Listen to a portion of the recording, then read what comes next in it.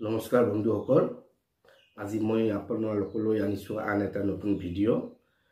এই ভিডিঅ'টোৰ জৰিয়তে আমি আমাৰ শিশুসকলক, আমাৰ ঘৰত থকা শিশুসকলক, চিলড্ৰেনবিলাকক কেনেকৈ গাইড কৰিব পাৰোঁ, কেনেকৈ আমি ট্ৰিট কৰিলে আমাৰ চিলড্ৰেনসকল, আমাৰ শিশুসকল আমাৰ কথামতে চলিব বা ভৱিষ্যত জীৱনত নিজকে ভালদৰে গঢ় দিব পাৰিব।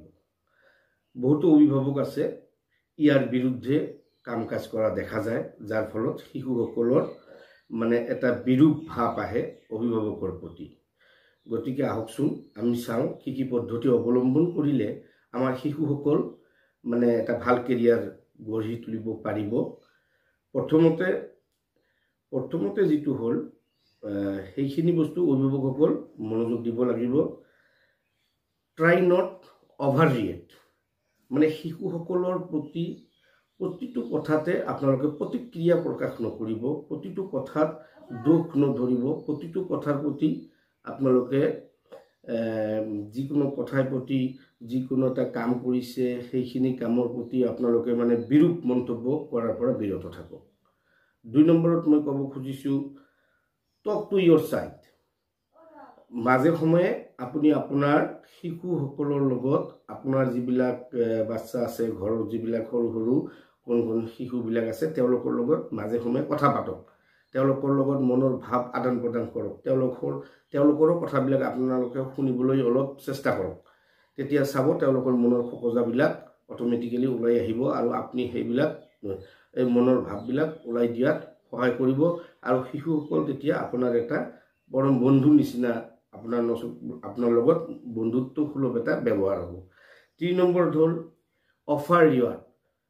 মাজে মাজে শিশুসকলক আপোনালোকে অফাৰ কৰক, কিছুমান পুৰস্কাৰ দিয়ক, প্ৰাইজ দিয়ক, তেওঁলোকৰ কামৰ কাৰণে আপোনালোকে আনন্দ কৰক, তেওঁলোকক কিবা এটা বস্তু আনি হাতত দিয়ক, গিফ্ট কৰক, তেওঁলোকে তেতিয়া উৎসাহ বেছি হ'ব। চাব যে সেই শিশুজন আপোনাৰ কথামতে বা অভিভাৱকৰ কথামতে সেই কামখিনি বা যিকোনো ঘৰুৱা কাম বা যিকোনো ধৰণৰ আপোনালোকৰ সমস্যাখিনি আপোনালোকৰ কথামতে সমাধান কৰিবলৈ যত্ন কৰিব। 4ৰ্থতে মই ক'ব বিচাৰিছোঁ, এভইড স্মকিং। স্মকিংটো যিটো গালি শপনি পৰা বা মাৰপিট কৰা, কথাৰ প্ৰতি কিবা এটা দুখ কৰিলে যে শিশুক যে আমি কোবাম বা মাৰিব লাগিব, পিটিব লাগিব, গালি শপনি দিব লাগিব, ইয়াৰ পৰা বিৰত থাকক। ইয়াৰ পৰিৱৰ্তে আপুনি তাক বুজাওক, তেওঁক ভালদৰে কথাখিনি জ্ঞাত কৰক যে নহয় তুমি এইখিনি ভুল কৰিছা আৰু নেক্সট টাইম তেনেকুৱা কাম তুমি নকৰিবা বাবা। এনেকৈ ভালদৰে তেওঁৰ লগত বন্ধুত্বসুলভভাৱে তেওঁৰ লগত বুজালে ইয়াৰ পৰা আমি এটা সুফল পাম, শিশুৰ যিটো মনোভাৱটো আমাৰ প্ৰতি ভাল হ'ব। 5মতে হ'ল make time of your child. শিশুক সময় দিয়ক। মাজে মাজে শিশুক আপুনি নিজেও কৰ্মব্যস্ততাৰ মাজতো নিজৰ মূল্যৱান সময়খিনি শিশুক দিয়ক। শিশুৱে যেতিয়া আপোনাৰ সংগ পাব তেতিয়া শিশুৰ মনটো আপোনাৰ মনৰ লগত এক হ'ব। কেতিয়াবা শিশুটোক ফুৰাবলৈ লৈ যাওক, তেওঁৰ লগত ক'ৰবা এখন ভাল ঠাইত লৈ যাওক, তেওঁক সময়খিনি দিলে সি আপোনাৰ যিহেতু শিশুসকল কি অনুকৰণ প্ৰিয়, আপোনাৰ যিবিলাক ধ্যান ধাৰণা এই ধাৰণাৰ প্ৰতি আগ্ৰহী হ'ব।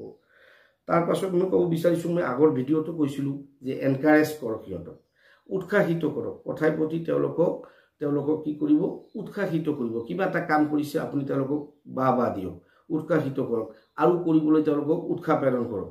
তেতিয়া চাব যে এই শিশুসকলে যিকোনো কাম কৰি নিজকে ভাল পায়, যে এই কামখিনি কৰিছোঁ ঘৰত বা অভিভাৱকে মোক ভাল পাব, তেতিয়া তেওঁ ভাল কামখিনি আৰু বেছি কৰাৰ কাৰণে আগ্ৰহী হ'ব।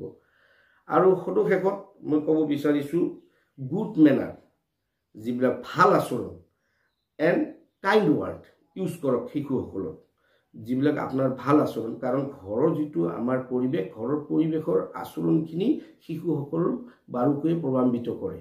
সেইকাৰণে তেওঁলোকৰ লগত ভাল আচৰণ কৰক, তেওঁলোকৰ লগত কাইণ্ড ৱাৰ্ড যিবিলাক আছে, যে প্লিজ, এক্সকিউজ মি, এনেকৈ ধৰণৰ কথাবিলাক তেওঁলোকৰ লগত বন্ধুত্বসুলভভাৱে এই ধৰণৰ কথা, ভাল কথাবিলাক আপুনি তেওঁলোকৰ লগত ব্যৱহাৰ কৰক। চাব আপোনাৰ শিশুটো ভালৰ ফালে আহি আছে।